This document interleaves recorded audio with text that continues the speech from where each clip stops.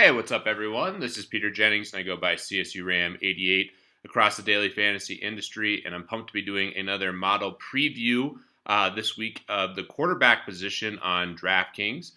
Pretty crazy. It's already week 6. Can't believe how fast the NFL season is flying by, but certainly a lot more opportunity to go after some big tournaments, and it's great to be in the middle of the grind of the NFL season. So, like I said, I'm going to be previewing the quarterback position. I normally vary the position I preview each week. I think the quarterback position in particular this week is very interesting. A lot of different directions you could go, especially with roster construction. And I made a model specifically for kind of a hybrid of tournaments and cash games. I've got asked a lot about what my strategy is for higher stakes stuff. This model would fall right into line with a higher stakes tournament strategy or a single entry tournament strategy. That should be really applicable. So let's take a look here at what I did specifically with the model. I have Vegas score at 10 points, which is always a decent part of my model. I do think that team totals and the Vegas lines are really important to analyze when you're looking at taking guys in DFS, and certainly in football. You can gain a lot of good information. I definitely want that baked in. I want exposure to quarterbacks in the highest team total. I have opponent rating at 20 points. This is a key part of my model. These next 3 sliders make up the majority of my model, and they do pretty much every week for every position. Opponent rating is getting more and more accurate as we get more data, and it certainly is predictive. And basically taking a look at how the opponent does against the position you're looking at. In addition to that, I have projected points per dollar at 30. I feel really good about where the projections are going. I think we've been really accurate so far, at least on a relative scale with these projections, and I feel pretty good about where the projections are for quarterback here so far this week. I have projected plus minus at 25 points, which is another critical stat. This is a proprietary stat here at FantasyLabs, and I think it's really predictive, and it takes into account the salary that the player has, which bakes in a lot of good things, which is why you'll see guys who are cheap towards the top of the model with their expectation and their price. Moving a little bit farther down, I projected ceiling at 5 points. Again, I wanted to bake in a couple things that would make this more of a tournament model. That certainly is a great stat for that. If you want to go strictly, if you're playing strictly tournaments, I recommend weighting this even higher because it is a great thing to look at to capture guys' ceiling, which is obviously critical in GPPs. I have Pro Trends rating at 5 points. This is something that I think is really important here at FantasyLabs. You can see here, we have a lot of different trends, and they're really important in football. One trend in particular with quarterbacks that isn't as applicable now, but will be applicable down the road.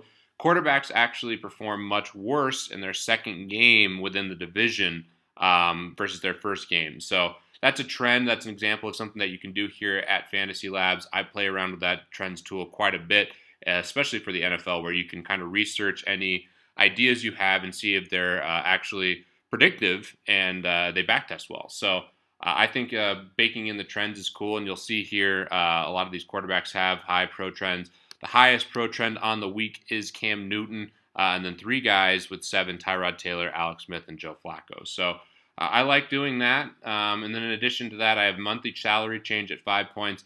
And this is just something trying to capture who's really moved a lot down in salary and maybe a bargain for what we're expecting this week. There's one guy in particular that I think makes a lot of sense given his price change. So that's the model here, guys. And again, I do recommend making a lot of different models when you're looking at different positions and when you're making tournament teams. It's great to see who's consistently popping and why certain guys are popping based on the sliders that you choose. I think that's one of the best things about being a FantasyLabs subscriber is the ability to make a lot of different models and see who's consistently popping. So let's take a look here. I had it sorted by Pro Trends, but let's go to the overall rating. And I do have this for Thursday through Monday contests on DraftKings, so it should help for every single slate that you're playing. You can take guys in the shorter slates and in the long slates, like Carson Palmer, who's the highest rated quarterback and my favorite quarterback on the week on DraftKings. I'm recording this on Wednesday. He is practicing. I assume he's going to be good to go with a later start. I think he should be totally fine. And this couldn't be a better spot for him. We saw what Big Ben just did to the Jets. They're getting absolutely torched in the secondary. And Carson Palmer's price has really come down. He's only $6,000, which is fantastic. And going against the Jets, I think this is an amazing spot.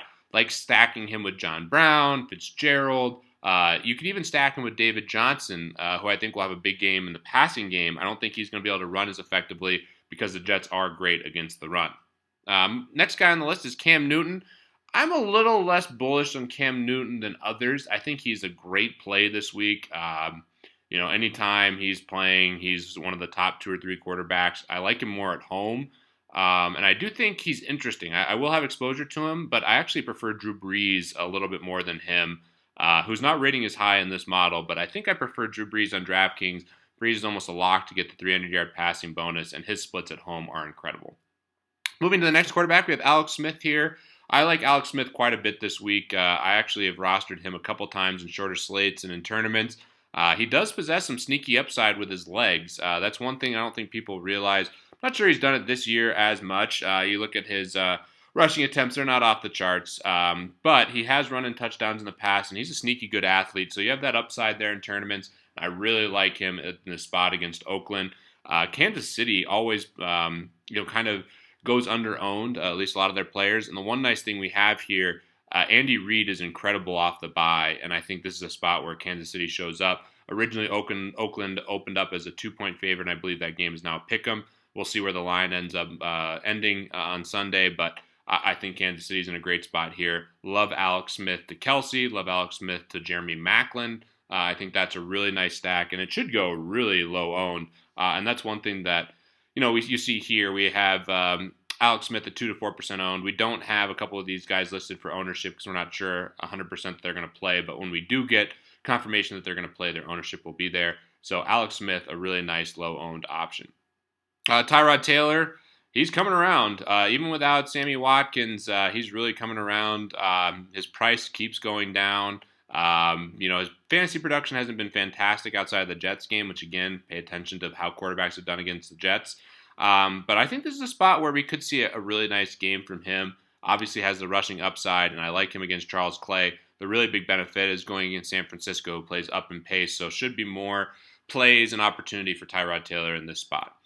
Simeon's rating well. Still don't know about the quarterback situation with the Broncos, so pay attention to that. I probably will be fading this game in general. If I were to take someone, it would be the Broncos quarterback and a pass catcher like Emmanuel Sanders, but their ownership will be heavier than it should be because they're playing the Thursday game.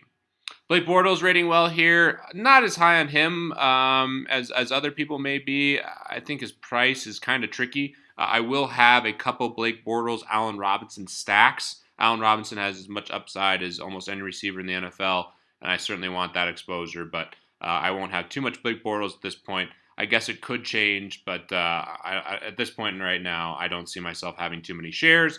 Ryan Tannehill, if you want to play the game stack, I don't hate that. Russell Wilson, I'd really like here at home. Russell Wilson was incredible down the stretch at the end of the year. Russell Wilson to Jimmy Graham, Russell Wilson to Doug Baldwin makes a lot of sense to me. Andy Dalton's really cheap, so if you want to play another game stack here, don't hate him with AJ Green and maybe Gronk or some other pass catcher like Edelman in that game. I don't mind that with the price.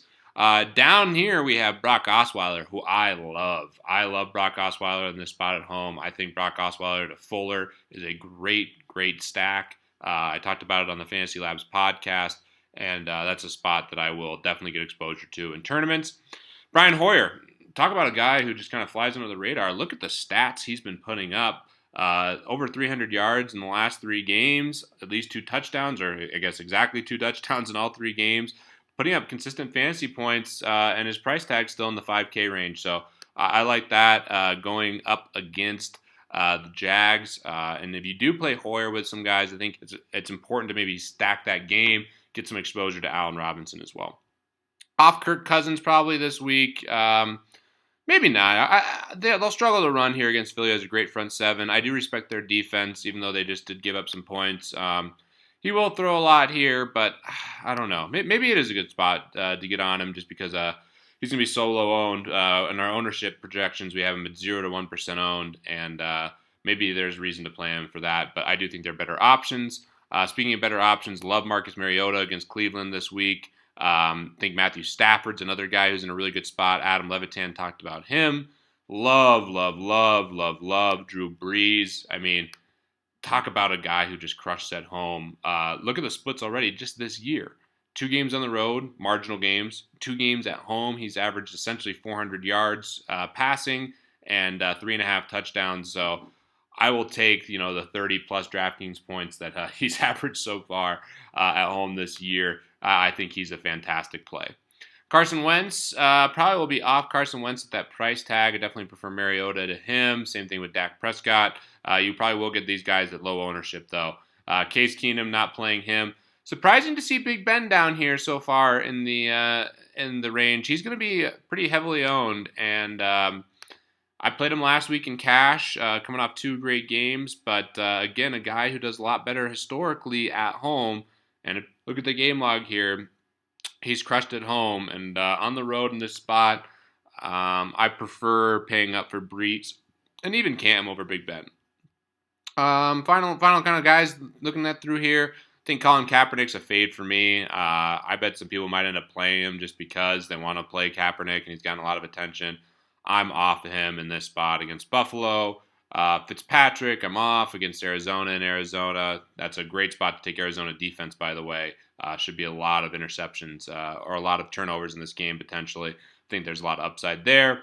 Derek Carr, probably not going to play at that price. Aaron Rodgers is fine. The concern is playing against Dallas, who is great at ball control, so might not have too much exposure there. And then Phillip Rivers against Denver. I never take quarterbacks or receivers against the Broncos. You might have to start considering running backs, I guess, but that's the gist of it. Andrew Luck, bummed to see him down so low in Houston. Not a great matchup. I am concerned about how the Colts will play in this spot, but not a guy I'll be owning. And then Tom Brady's really expensive. You'll get him at a low ownership, so if you're a big Tom Brady guy, I certainly understand it, but I do prefer Brees and Cam versus Tom Brady. So that's a comprehensive look at all the quarterbacks. Gave my thoughts there, guys. It is Wednesday, so things could change. I will be doing a Periscope tomorrow before the Thursday game, and hopefully that will be helpful for you guys as well. Please leave any comments or feedback on things you guys would like to see. We do have some really cool upgrades coming to the site here soon, and I will be doing more videos highlighting the upgrades that we're making here at FantasyLabs. So with that, always looking to see more FantasyLabs subscribers at the top of the leaderboard, and good luck in all your contests going forward.